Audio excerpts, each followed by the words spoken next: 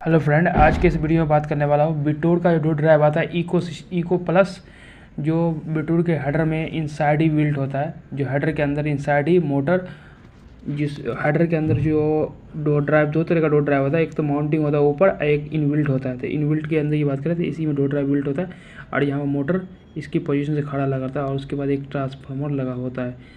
तो इस door drive की बात करो तो इसको बोलते हैं इको डोर ड्राइव है। तो इसमें मैं आपको बता देता हूँ क्योंकि ऑलरेडी काफ़ी सारा कमेंट आया था मुझे इसके लिए, वीडियो के लिए, तो मैं बता देता हूँ थ्योरेटिकली या प्रैक्टिकली। मैं साइड पे जाके मैं आपको बता दूंगा क्या है। तो इसमें क्या होता है कि दोस्तों, इसमें सारे में कनेक्टर लगा होता है। कनेक्टर का आपको इंडिकेशन बता दें किस कनेक्टर पर क्या लगेगा। तो X4 पे दोस्तों मोटर का जो प्लस माइनस का जो होगा सप्लाई का वो लगेगा। उसके बाद इन्वर्टर का X10 पे लगेगा।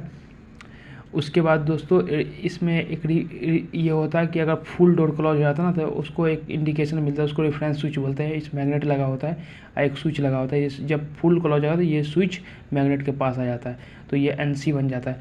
तो इसके लिए इसको बोलते हैं रेफरेंस स्विच। उसके बाद टेस्टिंग के लिए भी X14 का कनेक्टर होता है। टेस्टिंग का मतलब ये होता है कि आप मैनुअली चेक कर सकते हो। डोर ओपन क्लोज का बटन दिया होता है हेडर के ऊपर, आप देखे होंगे हेडर के ऊपर ऐसे करके ओपन का, और एक ऐसे करके और ऐसे करके एक क्लॉज का दिया होता है, दो बटन। तो बटन का जो कनेक्शन होता है वो टेस्टिंग का यहीं पर आता है X14 पे। उसका ये तो WPT है, डॉग विथ बनाने के लिए। उसके बाद नेक्स्ट ऑप्शन है ऊपर जो आता है, ये 24 वोल्ट एक्सटर्नल सप्लाई देने के लिए डोर ड्राइव को इमरजेंसी ओपन क्लोज करना हो, और एक और 24 वोल्ट आपको देना ही पड़ेगा एक्सटर्नली डोर ड्राइव को, तभी डोर ड्राइव का कमांड काम करेगा, उससे कमांड काम नहीं करेगा। उसके बाद D1 D2 यहाँ से न्यूट्रल और फेज हम और अर्थिंग का सप्लाई देते हैं, जिससे ये सप्लाई अपना ट्रांसफार्मर में जाता है। ट्रांसफार्मर से निकल के ये यहाँ पे कनेक्टर है ना X3 को 48 वोल्ट बन के यहाँ पे आता है। यहाँ से 1 to 220 लेके न्यूट्रल फेज लेके। उसके बाद दोस्तों यहाँ पे X1 कनेक्टर की बात करें तो X1 में इनपुट होता है, जैसे डोर ओपन, डोर क्लोज और कॉमन। तो कॉम होता है, ओपन होता है, और X1 पे आएगा। X1 का जो कनेक्टर है उस पर ओपन, क्लोज, कॉमन। और इसके बाद इसमें एक और होता है पोजीशन का भी होता है। पोजीशन सेटिंग करने के लिए भी एक पॉइंट होता है। तो चार इनपुट होता है। तो दो इनपुट तो यूजुअल नहीं होता है मैनुअली, बाकी 3 इनपुट हम यूज़ करते हैं, एक ओपन, एक क्लोज, एक पोजीशन के लिए।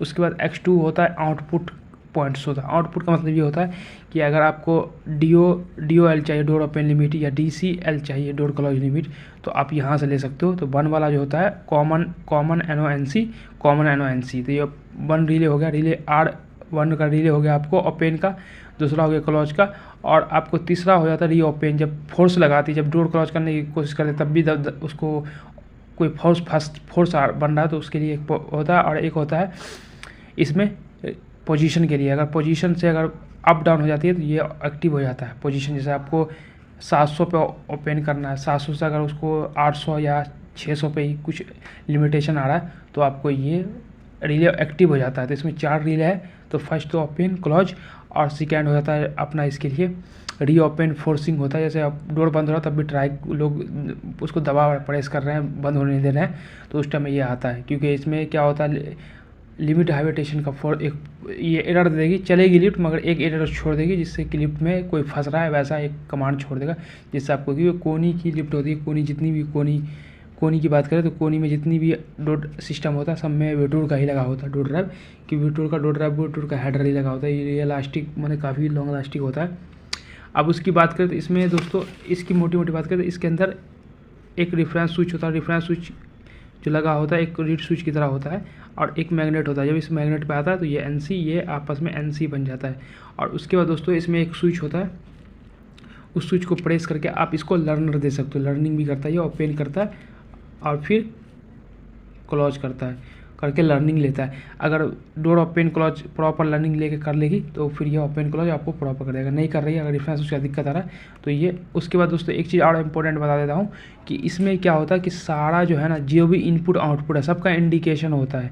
जैसे ये पावर, अगर पावर आ गया, PWR आ गया, पावर आ गया, ये ऑन हो गया, तो उसमें भी एक LED ऑन होगी, आपको LED मिलेगी, क्लोज की LED मिलेगी।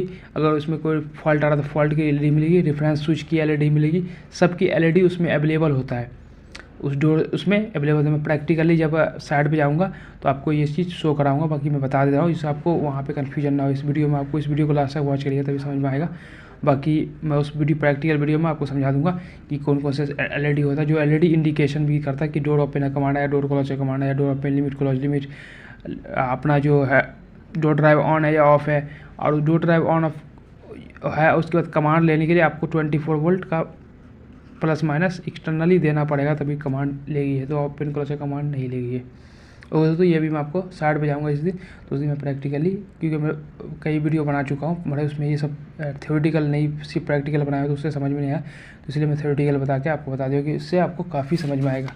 तो ये करेक्टर्स होता है उसके अंदर सारा पॉइंट्स, अब वहाँ इसका सिग्नल से अवेलेबल होता है। तो इस वीडियो को लाइक करें और मेरे चैनल को सब्सक्राइब करके हमें सपोर्ट करें। Thank you for watching.